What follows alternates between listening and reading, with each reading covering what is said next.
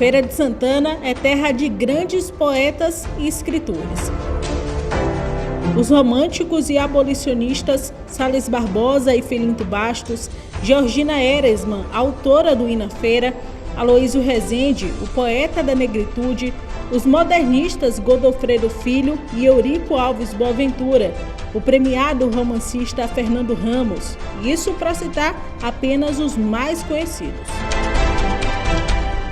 E é sobre essa riqueza cultural da nossa Princesa do Sertão que eu vou bater um papo agora com a professora de literatura da UFES, Universidade Estadual de Feira de Santana, Alana Freitas, que também é uma escritora de mão cheia. Tudo bem, Pro? Como é que vai? Tudo bem, Rose. Obrigada pelo convite.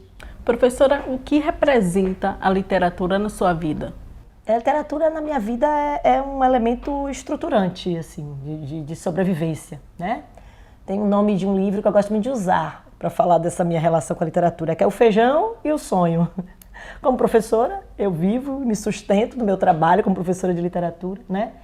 E o sonho é essa parte de ter essa latência da arte presente, né? E ressignificando minha vida ao longo da existência, né?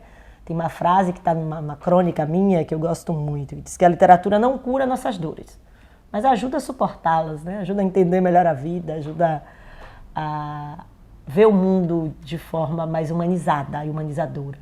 Agora eu quero que você trace um panorama sobre a literatura em Feira de Santana, começando lá do finalzinho do século XIX. Primeiro, é sempre bom dizer que Feira é um celeiro de poetas e de escritores, né? Feira é esse oásis de literatura no sertão, né? E a gente pegando esse marco temporal do século XIX, é importante o destaque de duas figuras muito importantes no final do século XIX, que é o poeta romântico Sales Barbosa, né? Nome de nossa rua principal, para mim a rua principal de Feira, é a alma da cidade, o centro, a Rua do Meio, que foi um poeta, né? Além de todo o seu trabalho com a literatura romântica, autor de livros, de discursos, enfim, abolicionista, né? Uma figura de proa para a cultura da época, ele deixa esse legado de poesia e liberdade, né? Que vem da escola de Castro Alves, que vem da escola de Victor Hugo, né? Que traz esse outro lado da literatura que abre horizontes, faz a gente enxergar o mundo como Condor, né? Que era bem típico do romantismo. E junto a ele, né, contemporâneo dele, em boa parte da produção, a gente tem o Filinto Bastos, que é o nome do nosso fórum, inclusive, né, o desembargador Filinto Bastos, que teve assim um trabalho tanto literário quanto político, também de muita importância. Filinto Bastos ele vai participar de uma espécie de associação, né, abolicionista, que angariava fundos para comprar alforrias, né? E Filinto Bastos vai conviver, ele é natural daqui, mas ele morou em Recife, morou em São Paulo, então ele esteve onde estava acontecendo todos esses acontecimentos abolicionistas, né? Foi contemporâneo e trabalhou junto, por exemplo, com Luiz da Gama, que é um outro poeta importante, baiano. Temos também, junto com ele, figuras de proa lá em São Paulo, como o poeta famoso Raimundo Corrêa, né? Que foi contemporâneo dele, amigo dele. E começa essa efervescência, né? No final do XIX, isso atravessa as primeiras décadas do século XX. Então, no final do XIX e começo do XX, sobretudo as primeiras décadas, a gente tem esse marco importante da literatura nos jornais. Ainda na primeira metade do século XX, a gente teve um grande poeta que naquela época já falava sobre a valorização do povo negro, né? Aloísio Rezende. Conta um pouquinho pra gente sobre ele. Nisso a gente tem que sempre marcar e reverenciar a Folha do Norte, né? Que foi um marco para a cultura feirense ainda em funcionamento, né? Ele é de 1909, então ele atravessou o século fazendo todas as suas modificações. E nesse jornal a gente vai ver brotar, né? Como, por exemplo, a figura de Aloísio Rezende, que começa como revisor, passa a redator, depois a poeta, né? Sai daqui, trabalha em jornais em Salvador, volta para aqui, né? Que é assim, considerado e hoje descoberto com essas pesquisas de acervo de jornal como um grande poeta, uma grande voz afro-brasileira da poesia, né? Poeta que, se essas pesquisas não existissem, eles não chegariam, né, para o nosso conhecimento contemporâneo. E devo também registrar o nome aqui de professora Ana Angélica Verne de Moraes, nossa saudosa mestra, que foi quem começou essa pesquisa em feira, a literatura no jornal Folha do Norte. E lá ela foi descobrindo esses nomes, né? Muito generosa que ela era, trazendo esses outros pesquisadores, e essa pesquisa está aí, né, ainda em curso. Ali ela descobriu, por exemplo, Honorato Bonfim, que era um médico conhecidíssimo na época, aquele médico antigo, né, de todas as especialidades, professor, né? Então a gente vai ter Gastão Guimarães também, médico, professor, era muito comum, né? Essa coisa da intelectualidade da época de ser advogado, professor. Alguns jornalistas, né, que iam se formando ali na labuta do jornal, né, mesmo, né? Andando um pouquinho mais no tempo, a gente vai ter a presença forte também de um outro poeta feirense, que foi considerado o príncipe dos poetas feirenses, que é o Antônio Lopes. Se me permitir, vou ler aqui um poema dele sobre feira, que está aqui nessa edição, feita, né, em comemoração a ele, pelo filho Açaí Lopes, que também faz parte do grupo Era. Contemplação. Você conhece, menina, uma cidade encantada, onde a lua cristalina fez-se dela enamorada? É uma joia peregrina, vestidinha de alvorada. Você conhece, menina, minha terra encantada? Na intimidade a princesa, sua verde natureza de olentes vergéis ufana. Minha terra, minha amiga, é uma suave cantiga. Ouça, Feira de Santana. Feira de Santana também deu uma importante contribuição para o modernismo. Conta um pouquinho para a gente sobre isso. A gente tem, né, na Bahia, um chamado grupo Arco e Flecha, né, que participa ativamente, e nós temos a contribuição importante de dois feirenses, Eurico Alves Boaventura e Godofredo Filho. Eurico, ele era juiz, advogado, enfim, e também, né, tinha esse lado cultural e artístico muito interessado nas questões de feira. É bom lembrar que a feira de Eurico era uma feira dos anos 20, dos anos 30, né? Portanto, aí, quando a gente vai ver as imagens que ele tem, são imagens de uma feira daquela época, de uma cidade bem menor, enfim, né? E tem uma famosa história, né, que Eurico faz um poema convidando Manuel Bandeira para vir à Feira de Santana. Manuel Bandeira, poeta pernambucano, né, famoso, um dos participantes da Semana de Arte Moderna, um dos meus poetas preferidos, inclusive. E o poema é longo, eu vou ler só o finalzinho, né? Manuel Bandeira, dê um pulo à Feira de Santana e venha comer pirão com carne assada de volta do curral. E venha sentir o perfume de eternidade que há nestas casas de fazenda, nestes solares que os séculos escondem nos cabelos desnastrados das noites eternas. Venha ver como o céu aqui é céu de verdade e o tabaréu, como até se parece, com Nosso Senhor. Aqui a tabaroa de feira fica toda orgulhosa. Mais orgulhosa fica ainda porque Bandeira devolveu o convite num poema que se chama Escusa, porque ele não aceitou vir à Feira de Santana, mas isso gerou um poema lindo e que eu acredito que Bandeira gostou muito porque ele escolheu ele para os poemas preferidos dele, né? Escusa. Eurico Alves, poeta baiano, salpicado de orvalho, leite cru e tenro cocô de cabrito, sinto muito, mas não posso ir à Feira de Santana.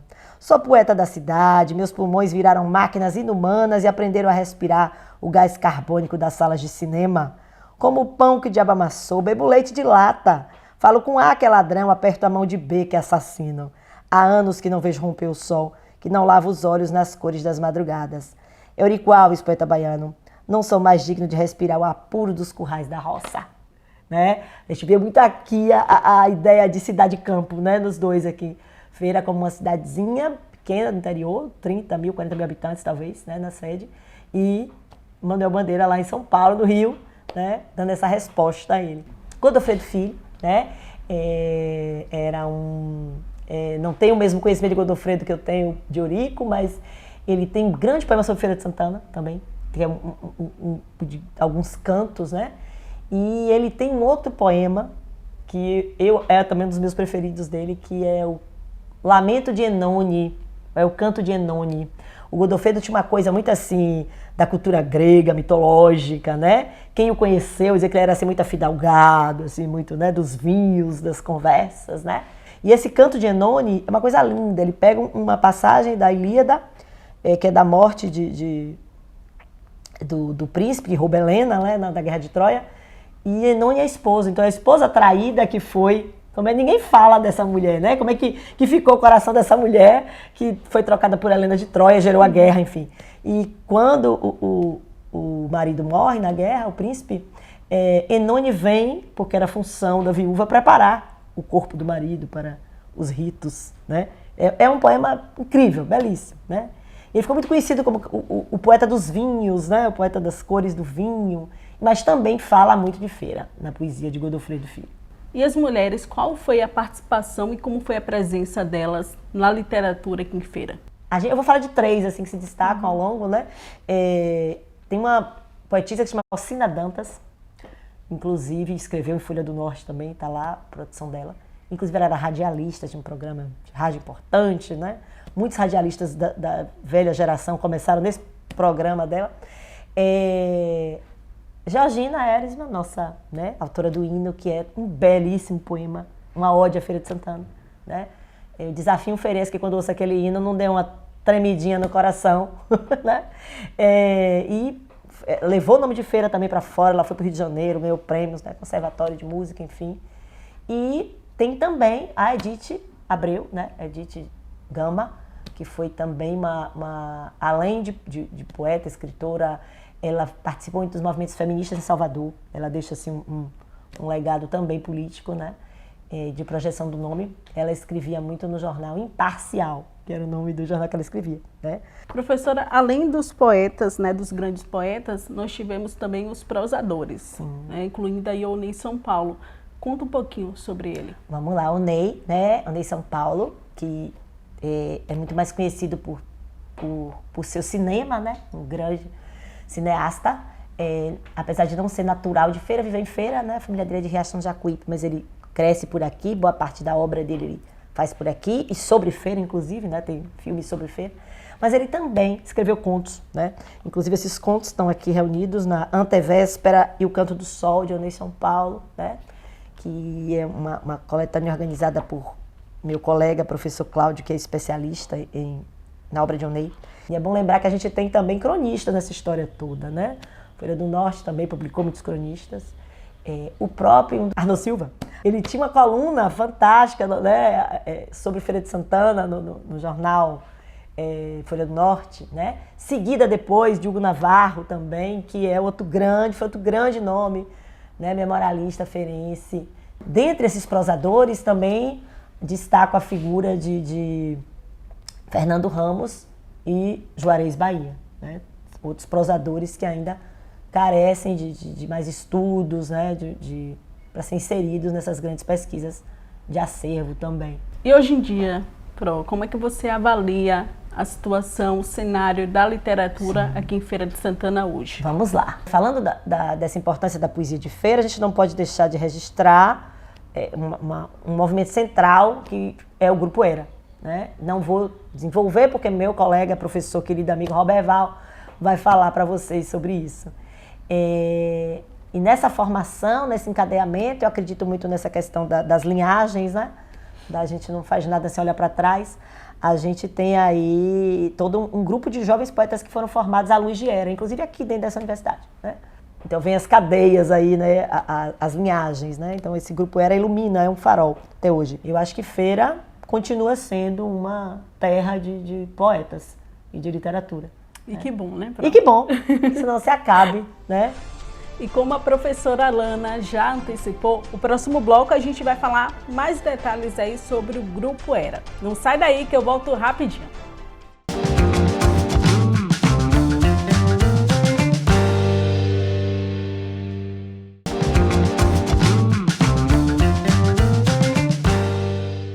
No bloco anterior, a professora Alana Freitas traçou um panorama sobre a literatura em Feira de Santana nos meados do século XX. Agora a gente vai falar sobre um importante movimento literário que marcou Feira de Santana e que iniciou na década de 1970. Eu estou falando do Grupo Era, que foi responsável aí pela formação de vários escritores e poetas da cidade.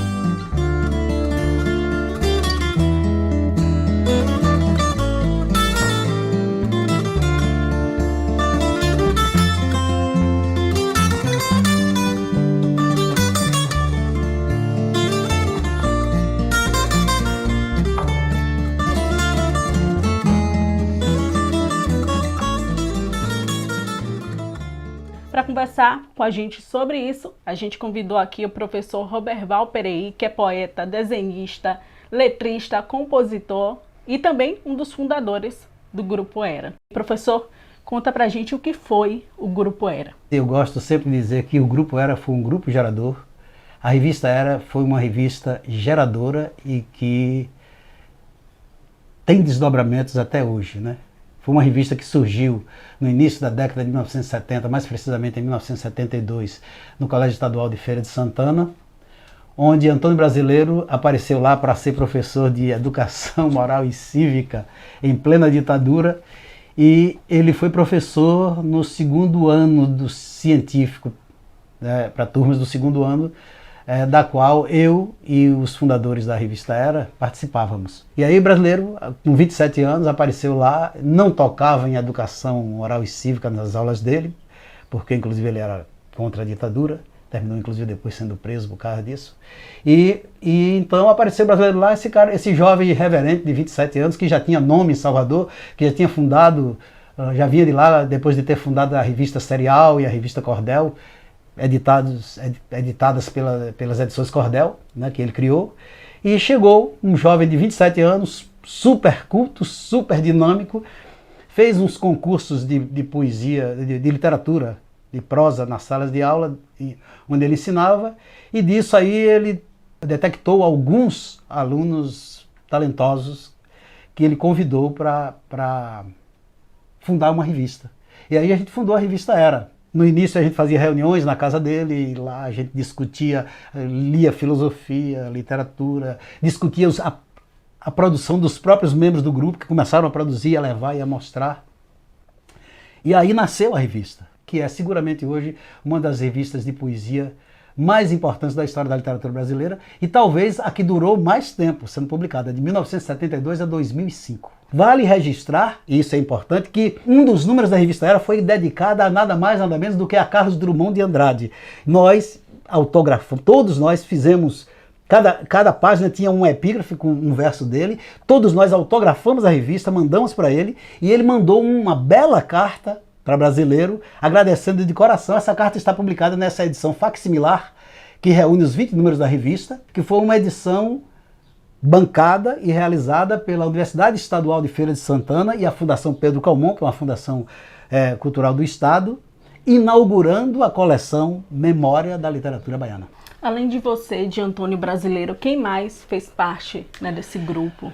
No começo, a gente teve a sorte de encontrar Antônio Brasileiro, porque nós éramos alunos dele, e ele teve a sorte de encontrar um grupo que não se encontra todo dia. É um grupo do qual eu participei, o Wilson Pereira, que acabou de lançar um livro de poesia muito bom, intitulado Num Filtro de Barro, o Washington Queiroz, entendeu? E nós três fomos fundadores da revista junto com o Brasileiro. O Brasileiro não publicou, ele liderou, acompanhou os membros do grupo, dirigiu até o número 3. Os 3 primeiros números foram de conto, não foram de poesia. E a partir do número 4, com a entrada de Juraci, de Luiz Valverde e de Luiz Pimentel, que logo se mudou para o Rio de Janeiro e lá se transformou num editor alternativo, num grande jornalista, um escritor que já publicou mais de 100 livros, já ganhou vários prêmios importantes no Brasil e editou uma revista de música lá, de música popular brasileira, entrevistando esses grandes músicos do Brasil. Então, a revista Era, a partir do número 4, em que Juraci entrou e começou fez a capa da revista e publicou na revista e tal, aí a revista ganhou o impulso, se transformou numa revista de poesia e até o seu número 20 ela se transformou numa revista de poesia. Eu tive o prazer e a honra de, junto com o Brasileiro, ora junto com o Brasileiro, ora junto com o Trasíbulo Henrique Pardo Casa, ora com Rubens, que é meu irmão, ora com Salete Aguiar, que é um amigo, e eu dirigi 17 dos 20 números da revista. Mas quero registrar que a figura central desse movimento é Antônio Brasileiro, porque ele apareceu, fez tudo. Nos primeiros anos ele orientou tudo e foi responsável por muitas outras publicações do grupo. Diante de tantas publicações, quais aí você consegue destacar pra gente? Uma delas foi o Jornal de Cultura Tapume. Depois desse nome ele derivou uma coleção de livros individuais intitulada o livro de Tapume. Depois adiante criou com Juraci Dória a revista Légua e Meia, a revista não, o jornal Légua e Meia. E Juraci publicou depois a revista Usina, quando ele trabalhava na Secretaria como era diretor de Cultura na Prefeitura. E, além disso, outras coleções foram publicadas pelo grupo. Por exemplo, através das edições Cordel, que foi a editora que o brasileiro criou, o Jornal de Cultura de Tapume, a revista Era, a coleção Poiuí e a coleção Poiuí com Edson Machado no MAC, que tem um trabalho muito importante no MAC. Eu também coordenei lá uma coleção com Edson Machado chamada Aldebaran. Houve muito mais publicações. A revista O Lixo, por exemplo, é uma revista de mini-contos. Ela é pioneira nessa coisa do mini-conto, porque nela tem provavelmente o menor conto do mundo, que é um conto de Juraci Dória, cujo título é maior do que o conteúdo. O título é assim, Lucinédia Apura. E o corpo do conto com exclamação. Então, é que o pessoal ficou fazendo brincadeira para ver quem publicava o menor conto do mundo. E Derval Miranda publicou um assim, chamado Bem, Vem, e ela veio. O conto era só esse. Professor, me parece que a poesia meio que sempre foi forte do grupo, mas pelo que você falou aí também, a prosa também teve um espaço, né, garantido. A produção em prosa também é substanciosa, vamos dizer assim, né? É importante. Em dois tipos de prosa. Prosa de ficção, literatura, e vamos dizer, de escritores, de teóricos, vamos dizer assim, teóricos e críticos. Então, por exemplo, o grupo tem críticos literários de primeira categoria, como é o caso de Rubens Alves Pereira, de Antônio Brasileiro. Eu mesmo tenho uma produção que é reconhecida, Luiz Valverde, e entre outros, né? Então é um movimento que tem pessoas produzindo também. Brasileiro é um grande romancista, um grande contista. Eliezer César, jornalista, contista. Então tem muita gente produzindo na área da ficção, contos e romances e crônicas, como é o caso de Luiz Valverde, e muita gente publicando na área da prosa teórica, vamos dizer, crítica da literatura, antropologia, como é o caso de Washington Queiroz, que é um dos membros fundamentais do grupo, é um grande antropólogo, responsável, inclusive, um dos principais responsáveis pela regulamentação da profissão de vaqueiros no Brasil. Ele estava lá no Congresso Nacional no dia em que isso foi promulgado lá. Você acha que Feira de Santana ainda pode experimentar um movimento como foi o grupo, a revista Era, nos dias de hoje? Tem que fazer uma observação. Quando a revista Era surgiu, há 50 anos, o mundo era um e o mundo hoje é outro. Em 50 anos, o mundo passou por transformações que talvez os 1000 anos anteriores não passaram com tanta... pelas quais o mundo, em termos de quantidade e de mudança na estrutura e no funcionamento da humanidade, pela qual a humanidade passou nos últimos 50 anos. E cada vez mais essas mudanças ficam aceleradas. Hoje, em tempo de redes sociais, em que, infelizmente, a noção de comunidade parece que está desaparecendo, porque o processo de dominação hoje via celular parece que está escravizando individualmente as pessoas, dando a elas a impressão de que elas são livres e que o mundo está na mão delas, quando elas estão na mão de meia dúzia de donos do mundo. O mundo mudou muito na sua estrutura e na sua função, na sua funcionalidade através da era da eletrônica com as mídias sociais e tal. E quando você altera a função de alguma coisa, você altera a natureza. A própria humanidade está passando por uma alteração de natureza muito brusca e muito violenta. Nós estamos passando por uma crise de proporções inimagináveis, porque essa crise é global. Essa não é mais uma crise pela qual a civilização passava na Europa, no Oriente Médio, na África, antigamente. Hoje a crise é global. Entendeu? Se quebra um banco nos Estados Unidos, a gente se quebra aqui também, morre não sei quantas mil crianças de fome e não sei quantas pessoas mais vão adoecer e assim por diante. Então, hoje o mundo é infinitamente mais complexo, as comunicações são infinitamente mais complexas, os relacionamentos são infinitamente mais complexos e estão em crise. Nós estamos em plena era, com toda essa tecnologia, com o mundo à disposição, nós estamos na era da ansiedade, da depressão, sabe, do desespero e do consumismo. O consumismo leva as pessoas ao estado de coisa, entendeu? Ao estado de coisa. E uma coisa em estado de coisa é uma coisa que se desliga da sua origem, como diz o filósofo Eudório de Souza, um grande filósofo brasileiro, e vira coisa. E a coisificação é a diabolização das coisas, não no sentido religioso, mas no sentido de que tudo que se desliga da sua origem cai isolado no estado de coisa. E Para mim, a selfie, que é, eu cunhei esse termo, a selfie para mim é uma forma escandalosa de autoassédio, deveria ser crime. A selfie, ela joga as pessoas em estado de coisa de si mesmas. As pessoas se isolam em si mesmas através a selfie é um símbolo disso, né? Então nós perdemos a noção de comunidade. Então eu não creio que hoje a gente faria o movimento mais do mesmo jeito, mas seria possível sim realizar trabalhos criativos, inclusive utilizando as novas mídias, porque as mídias não têm culpa nenhuma, a utilização das mídias é que são elas, e fazer um trabalho profundo. Pode sim, porque aí dentro também do celular tem maravilhas. O grande problema é você saber quanto tempo você dedica a isso, ter capacidade de dizer, vou passar 5 horas sem olhar nada no celular, e passar mesmo, e dizer assim, eu uso ele não me usa. Porque as pessoas não usam o celular usa as pessoas. Professor, muito obrigada por ter participado aqui do programa Aqui Tem História. Um prazer ter conversado com você. O prazer é meu. Desejo que a TV Feira seja um projeto definitivo e que se amplie, se qualifique cada vez mais, porque essa é a tendência natural, né? Porque ela é nova, e que ela possa, com programas como esse, de trabalhar e de buscar a memória da cidade, ela possa cada vez mais prestar serviços indispensáveis a essa cidade, que tanto se descaracterizou com a perda de muitos dos seus edifícios, por exemplo, e que precisa ainda preservar e valorizar o que ela tem, porque Feira é uma metrópole, Feira é uma potência e não pode continuar sendo tratada como província. Pois é, pessoal, aqui tem história.